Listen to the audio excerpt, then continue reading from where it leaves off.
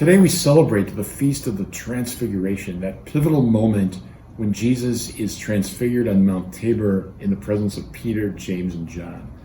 For a brief moment in time, they see him in all of his resurrected glory. They see the absolute glory that awaits us in the kingdom of heaven, where Jesus says we will shine like the saints, we will shine like the sun. Whenever I think of the Transfiguration, it takes me back to my mission days in the Dominican Republic, where we would celebrate Mass regularly in a local jail.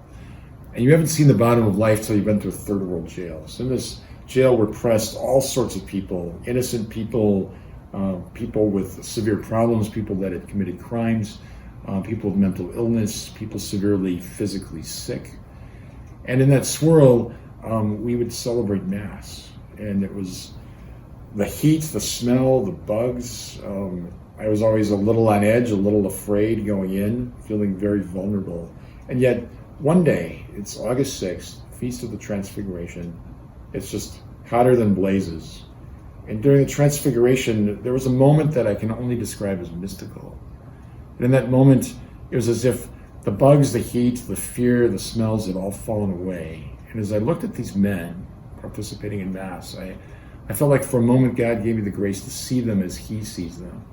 Not as prisoners, not as people with problems, not as men living in despair, but rather as beloved sons of God, radiant in the love of Christ.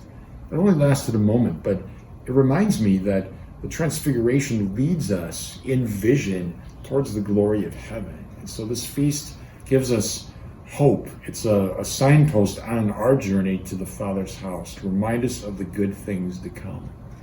So when you feel afraid or despairing or overwhelmed, just think of the Transfiguration, that for a moment the apostles saw the glory that was to come. Think of the glory that the Lord will give us if we are faithful to Him in this life, that we will shine like the sun with the saints in the kingdom of God.